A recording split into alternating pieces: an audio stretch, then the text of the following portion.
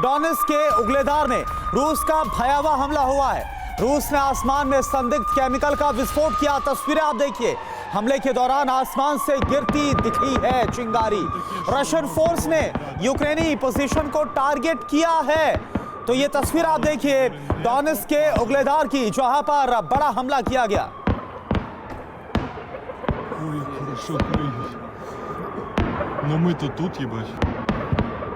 Як вам таке шоу must go on, ребята?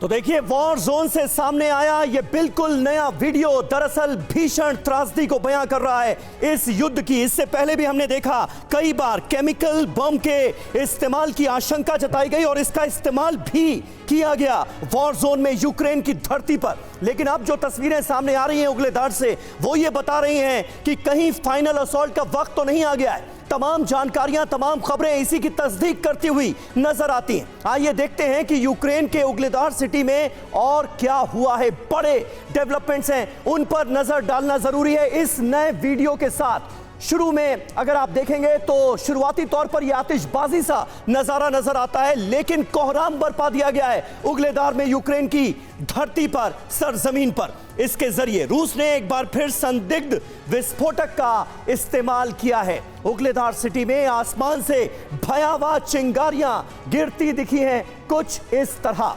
ये तस्वीरें कहीं ना कहीं बता रही हैं कि यह जंग कैसे खौफनाक मुहाने पर पहुंच चुकी है। रूस के टारगेट पर यूक्रेनी फोर्स का यहां पर ठिकाना था और इसी को बनाया गया निशाना।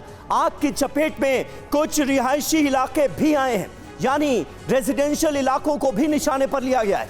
हमले में यूक्रेन को भारी नुकसान हुआ है, यह खबर सामने आ रही है। रूस ने पहले भी इस तरह के बॉम्ब का इस्तेमाल किया है और इससे जुड़ी कई खबरें TV9 भारतवर्ष पर आपने इससे पहले भी देखी होंगी। लेकिन अब एक और विनाशकारी बॉम्ब का किया गया इस्तेमाल, और जानकारी यह कि रूसी बॉम्ब में फास्फोरस के इस्तेमाल का शक है और फास्फोरस के इस्तेमाल किया गया है इस विस्फोट को अंजाम देने में। बॉम्ब के विस्फोट से ज्यादा इससे जलने से नुकसान होता है, यानी तबाही बड़े पैमाने पर मचाई जा सकती है इस बॉम्ब के जरिए। और एग्जैक्टली कितनी तबाही हुई है इससे जुड़ी कई अपडेट्स हम आपको आगे देंगे। लेकिन हमारे तमाम खास मेहमान इस वक्त हमारे साथ जुड़ चुके हैं, उनसे आपका तारुफ करा दें। मेजर जनरल SP सिन्हा साहब हमारे साथ मौजूद हैं, कर्नल US राठौर साहब हमें ज्वाइन कर चुके हैं, डॉक्टर अंशु जोशी हमारे साथ मौजूद हैं, इंटरनेशनल रिलेशन की एक्सपर्ट हैं, JNU की प्रोफेसर हैं, एयर कॉमोडोर SP सिंह साहब हमारे साथ मौजूद हैं। लेकिन सिन्हा साहब, शुरुआत आपसे करना चाहूंगा, क्या बता रहा है एक तरफ इस खबर का सामने आना कि बाखमुत में फाइनल असॉल्ट शुरू हो चुका है और ज्यादा आशंका इस बात की कि बाखमुत ज़ेलेंस्की के हाथ से निकल चुका है, दूसरी तरफ उगलेदार में इतना जबरदस्त, इतना बड़ा हमला। देखिए, ये यदि ये इंफॉर्मेशन सही है जी, बाखमुत पे रूस का पलड़ा भारी हो गया है, तो ये ऑपरेशन दृष्टिकोण से है एडवांटेज रशा, पहली बात।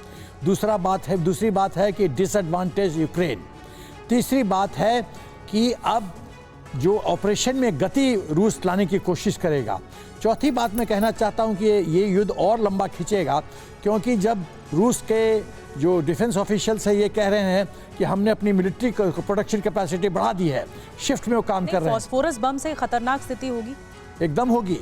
देखिए, जिनेवा कन्वेंशन के अंदर न्यूक्लियर, बायोलॉजिकल, केमिकल वॉरफेयर का इस्तेमाल करना बैन है, लेकिन युद्ध के माहौल में कोई कन्वेंशन को मानता नहीं है।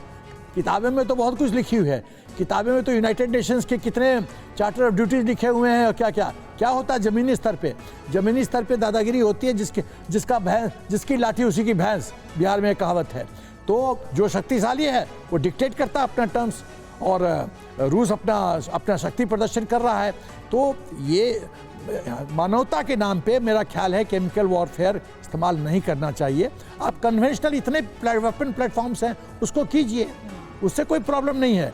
बट लेकिन न्यूक्लियर, बायोलॉजिकल, केमिकल वॉरफेयर, अब बायोलॉजिकल वॉरफेयर का देखिए, जो आने वाले भविष्य में संतान होंगे, बच्चे होंगे, वो अपाहिज पैदा होते हैं। तो ये तो मानवता के लिए बहुत बड़ा, मानवता के लिए हम पे कलंक है। तो मेरा ख्याल इस पर चिंतन करने की जरूरत है यूनाइटेड नेशंस को भी और विश्व के शक्तिशाली देशों को भी। जी।